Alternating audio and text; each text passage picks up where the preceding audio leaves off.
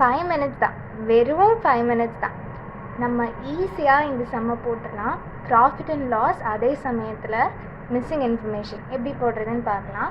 நம்மளோட புக்கில் கொடுத்துருக்க, ஸ்கூலில் சொல்லி கொடுத்துருக்கிறது வந்து உங்களை மிஸ்ஸிங் ஃபிகர்ஸ்க்கெலாம் ரிவர்ஸில் கால்குலேட் பண்ண சொல்லுவாங்க. ஆனால் இதெல்லாம் டைம் கன்சியூமிங்காக இருக்கும், அதே சமயத்தில் கன்ஃபியூசிங்காகவும் இருக்கும். இதுவே புக்கில் வந்து நமக்கு இன்னொன்று மெத்தட் கொடுத்துருக்காங்க. பேஜ் நம்பர் 9ல் டூ யூ நோ பாக்ஸில் இருக்கும். கண்டிப்பாக இது எழுதினாலும் உங்களுக்கு இந்த மெத்தடில் நீங்கள் பண்ணாலுமே உங்களுக்கு ஃபுல் மார்க்ஸ் ப்ரொவைட் பண்ணுவாங்க. இந்த மெத்தட் கம்பேரிட்டிவ்லி ஸ்கூலில் டீச் பண்ணுறதும் புக்கில் இருக்கிற இன்னொன்று மெத்தடை விட ரொம்பவே ஈஸியாக இருக்கும். அந்த ஈஸியான மெத்தடை ஒரு ட்ரிக் வச்சு சொல்லித்தரேன். சம்முக்குள்ளே போகிறதுக்கு முன்னாடி ஃபஸ்ட்டு நம்ம தெரிஞ்சுக்க வேண்டியது ஓப்பனிங் கேபிட்டல்னால் என்ன, க்ளோசிங் கேபிட்டல்னால் என்ன, அடிஷ்னல் கேபிட்டல்னால் என்ன, ட்ராயிங்ஸ்னால் என்ன, அடிஷ்னல் ட்ராயிங்ஸ்னால் என்ன, ப்ராஃபிட் அண்ட் லாஸ்னால் என்ன அப்படின்றது. ஃபஸ்ட் ஒன் வந்து ஓப்பனிங் கேபிட்டல். ஓப்பனிங் கேபிட்டல்ன்றது நம்ம பிஸ்னஸ் ஆரம்பிக்கிறோன்னா அதுக்கு நம்ம ஃபஸ்ட்டு போடுற ஃபண்டிங் இன் தி சென்ஸ் ஒன்றுமே இல்லை. Funding just refers to the cash. நம்ம ஃபஸ்ட்டு ஒரு பிஸ்னஸ், தேவியர்னு ஒரு பையன் ஒரு பிஸ்னஸ் ஆரம்பிக்கிறான்னு வச்சுக்கோங்களேன். அவனோட கம்பெனிக்கு வந்து அவனுக்கு ஒரு இன்வெஸ்ட்மெண்ட் தேவைப்படுது. ஒரு 10 lakhs அப்படின்ட்டுருக்கு. 10 lakhs போட்டு அந்த பிஸ்னஸ் ஆரம்பிக்கிறான். அந்த 10 lakhs போட்டு அந்த பிஸ்னஸ் ஆரம்பிக்கிறான் இல்லையா, அந்த 10 lakh தான் நமக்கு இங்கே ஓப்பனிங் கேபிட்டல். அதே சமயத்தில் நமக்கு லாஸ்ட்டாக இந்த பிஸ்னஸோட அக்கௌண்ட்ஸை நம்ம க்ளோஸ் பண்ணும்போது நம்ம கடைசியாக இருக்கிறதா வந்து க்ளோசிங் கேபிட்டல். இதே ட்ராயிங்ஸுன்றது பிஸ்னஸ்லேருந்து அவங்களோட பர்சனல் யூஸுக்காக, அவனோட தனிப்பட்ட தேவைகளுக்காக ஜேவியர் இப்போ அந்த காசை எடுத்துக்கிட்டான்னா அதை ட்ராயிங்ஸுன்னு சொல்லுவோம். இதே ஜேவியர் திருப்பியும் வந்து அந்த அடிஷ்னல் ட்ராயிங்ஸ் எடுத்துக்கிறான்.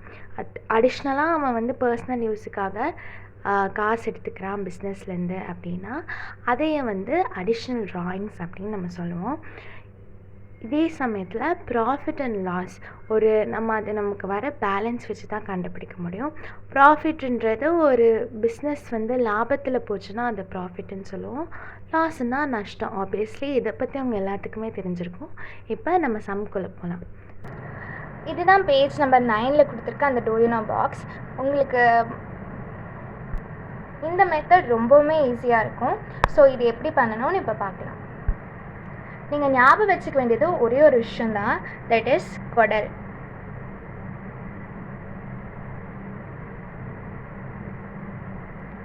இந்த குடல்ன்ற ஒரு விஷயத்தை மட்டும் நீங்கள் எப்பவும் ஞாபகம் வச்சுக்கிட்டா போதும். இதுதான் நம்மளோட ட்ரிக். இந்த குடல்ன்ற வேர்டை ஞாபகம் வச்சுக்கோங்க. ஆட்டுக்கு குடல் இருக்கும், மாட்டுக்கு குடல் இருக்கும், எல்லாத்துக்குமே குடல் இருக்கும் இல்லையா? இந்த மாதிரி ஒரு ஃபன்னியாக நீங்கள் யோசிச்சு வச்சுக்கோங்க. இந்த மெத்தட் எங்கள் டியூஷன் சார் எனக்கு சொல்லி கொடுத்தது. கண்டிப்பாக உங்களுக்கு யூஸ்ஃபுல்லாக இருக்கும். இந்த குடலுக்கு பக்கத்தில் இங்கே என்னோட ப்ராக்கெட் இருக்குது, ஒரு காலி ஸ்பேஸ் இருக்குல்ல, இந்த இடத்துல இங்கே பி போட்டிருக்கோங்க. சி வந்துட்டு க்ளோசிங் கேபிட்டல், ஓ வந்து ஓப்பனிங் கேபிட்டல், இது ட்ராயிங்ஸ், இது அடிஷ்னல் கேபிட்டல், இது லாஸு, இது ப்ராஃபிட். அடுத்தபடியாக நம்ம எப்போ லெட்ஜருக்கு போடுற மாதிரி நீங்கள் ஸ்டெப்ஸ் ஃபாலோ பண்ணுங்கள். இந்த இடத்துல date, so date particulars day of rupees, அதே மாதிரி இது சைடும் போட்டுக்கோங்க. இனி நம்ம புக்கில் இருக்கிற ஒரு சம் போட்டு காமிக்கிறேன். பேஜ் நம்பர் 6ல் இல்லஸ்ட்ரேஷன் 1 பார்க்கலாம். இந்த மாதிரி நமக்கு ஃபாலோயிங் இன்ஃபர்மேஷன் கொடுத்துருப்பாங்க. இதுலேருந்து நம்மளோட ப்ராஃபிட் அண்ட் லாஸை அசர்டைன் பண்ணோம். அதை எப்படி பண்ணோன்னு பார்க்கலாம். அசர்டைன் பண்ணுறதுனா ஒன்றும் இல்லை, ஜஸ்ட் ஆன்சர் கண்டுபிடிக்கிறது தான். இது டெபிட் சைடு, இது கிரெடிட் சைடு இல்லையா? அப்போது நம்ம வந்து டெபிட் சைடில் இருக்கிறதுல ஃபஸ்ட்டு எடுத்து எழுதிக்கலாம். சி வந்து க்ளோசிங் கேபிட்டல், அதுக்கப்புறம் டி வந்து ட்ராயிங்ஸ், எல் வந்துட்டு லாஸாக ப்ராஃபிட்டாக நமக்கு கடைசியில் தான் தெரியும். இந்த பக்கம் நம்ம ஓப்பனிங் கேபிட்டல்னு எழுதிக்கலாம்.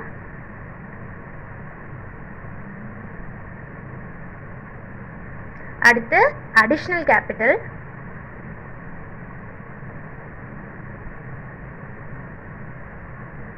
அடுத்து பி கொடுத்துருக்காங்க. பி வந்து என்னது? ப்ராஃபிட். இது நம்ம லாஸ்ட்டு இப்போ கால்குலேட் பண்ணனதான் தெரியும். இப்போ நம்ம இதோட வேல்யூஸ் எடுத்து எழுதுனா இந்த capital at the beginning of the year கொடுத்துருந்தாங்க. பிகினிங்னா தான் opening capital, end of the இயர்னு கொடுத்துருந்தாங்க க்ளோசிங் கேபிட்டல். இது எல்லாம் கொடுக்காம இந்த பக்கத்தில் இந்த ஸ்டார்டிங் ஃபஸ்ட்டில் ஆரம்பிக்குதுன்னா அது பிகினிங்காக தான் இருக்கும். 31st ஒரு கேலண்டர் எடுத்துக்கோங்க, ஃபஸ்ட்டு தானே ஸ்டார்ட் ஆகும், ஃபஸ்ட்டில் ஸ்டார்ட் ஆகுதுன்னா அதுதான் ஓப்பனிங். அதே மாதிரி இப்போ லாஸ்ட் 31st இல்லை 30th அந்த மாதிரி முடியுதுன்னா அதுதான் வந்து லாஸ்ட் க்ளோசிங் கேபிட்டல் அப்படின்ற அர்த்தம். இப்போ வந்து க்ளோசிங் கேபிட்டல் நமக்கு கொடுத்துருக்காங்க, நம்ம இதை வச்சு தான் அது க்ளோசிங் கேபிட்டல். கண்ணை மூடிட்டு பிகினிங் இருந்தாலே ஓப்பனிங் தான், எண்ட் ஆஃப் த இயர்னு இருந்தாலே க்ளோசிங் கேபிட்டல் தான் ஞாபகம் வச்சுக்கோங்க. ஸோ இப்போ நம்ம க்ளோசிங் கேபிட்டல் எவ்வளோ கொடுத்துருக்காங்க, 3,50,000 கொடுத்துருக்காங்க. ஸோ நான் இந்த காலத்தில் வந்து 3,50,000 எடுத்து எழுதுகிறேன்.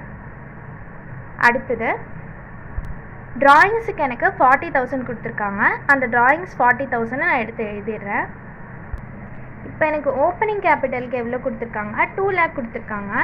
இப்போ நான் 2 lakh எடுத்து எழுதிக்கிறேன்.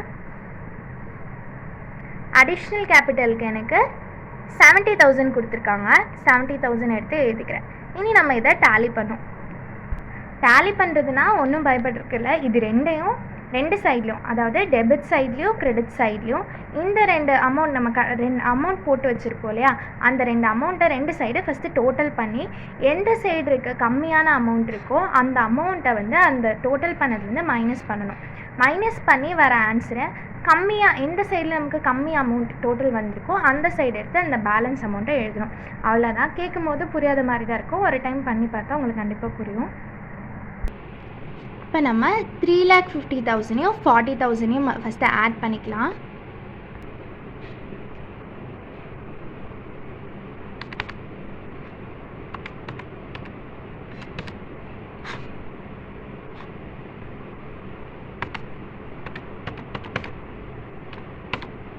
நமக்கு 3,90,000 கிடைக்குது.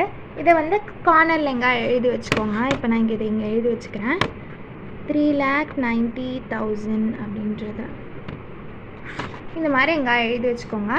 அதே மாதிரி ஏன்னா உங்களுக்கு லாஸ்ட்டு சம் போடும்போது கன்ஃபியூஸ் ஆகாமல் இருக்கிறதுக்கு. அடுத்து வந்து இங்கே 2,70,000 கொடுத்துருக்காங்க. ஆப்வியஸ்லி நமக்கு பார்த்தனே தெரியுது, இது கால்குலேட் பண்ண வேண்டாம், 2,70,000 தான் இருக்கும். இப்போ எந்த சைடு கம்மியாக இருக்குது, 3,90,000 பெருசா 2,70,000 பெருசா, 3,90,000 தான் பெருசு. ஸோ நம்ம 2,70,000 தான் 3,90,000 மைனஸ் பண்ணோம். இப்போ 3,90,000 2,70,000 மைனஸ் பண்ணால் நமக்கு ஆன்சர் வந்து 1,20,000 கிடைக்கும். இப்போ நமக்கு 2,70,000 தானே கம்மியாக இருக்க சைடு, அப்போ இங்கே தான் நம்ம பேலன்ஸ் அமௌண்ட்டை எடுத்து எழுதணும். எப்போவுமே டேலி பண்ணுறதுக்கு முன்னாடி 2 லைன் விட்டுக்கோங்க. ஸோ உங்களுக்கு வந்து பேலன்ஸ் அமௌண்ட் எழுதுறதுக்கு ஸ்பேஸ் இருக்கும். நமக்கு டோட்டல் பண்ணப்போ என்ன பெரிய நம்பராக கிடச்சிது, 3,90,000. அப்போ அது இங்கே எடுத்து எழுதிக்கோம். 3,90,000 இந்த பக்கமும் 3,90,000. இப்போ நமக்கு எந்த சைடு வந்துட்டு கம்மியாக இருக்குது, இந்த பக்கம் தானே 2,70,000 தானே நம்ம கால்குலேட் பண்ணும்போது இந்த பக்கம் தானே கம்மியாக இருக்குது. அப்போ இங்கே தான் நம்மளோட வந்த பேலன்ஸ் அமௌண்ட் எடுத்து எழுதணும். நமக்கு வந்த பேலன்ஸ் அமௌண்ட் 1,20,000. ஸோ இதை எடுத்து நம்ம இங்கே எழுதுகிறோம், 1,20,000. எழுதினதுக்கப்புறம் கொடை CODAL இதெல்லாம் கரெக்டாக நம்ம என்ட்ரு பண்ணியிருக்கோம். சிக்கு வந்து க்ளோசிங் கேபிட்டல், ஓக்கு ஓப்பனிங் கேபிட்டல், டிக்கு ட்ராயிங்ஸ், ஏக்கு அடிஷ்னல் கேபிட்டல், இதெல்லாம் கரெக்டாக என்ட்ரு பண்ணிட்டோம். இனி வந்து லாஸ் ஆஃப் ப்ராஃபிட்டை இந்த பக்கம் வந்துச்சுன்னா ப்ராஃபிட், இந்த சைடு உங்களுக்கு வந்து பேலன்ஸ் கம்மியாக வருது, டோட்டல் பண்ணும்போது கம்மியாக இருந்தால் அந்த சைடு தான் லாஸு. இந்த சைடு நமக்கு கம்மி நம்பர் வரல, இந்த சைடு தானே நமக்கு 1,20,000 கம்மி நம்பர் வந்துச்சு. இப்போ இந்த சைடு நம்ம போட்டிருக்கோம். ஸோ நமக்கு வந்து அமௌண்ட் வந்து ப்ராஃபிட் தான் இருக்குது. ஸோ நம்ம ஈஸியாக கண்டுபிடிச்சாச்சு ப்ராஃபிட். இது உங்களுக்கு எக்ஸ்பிளைன் பண்ண தான் எனக்கு டைம் எடுத்துச்சு. மற்றபடி நீங்கள் இந்த சம்மை 5 minutesலேயே போட்டு முடிச்சிடலாம்.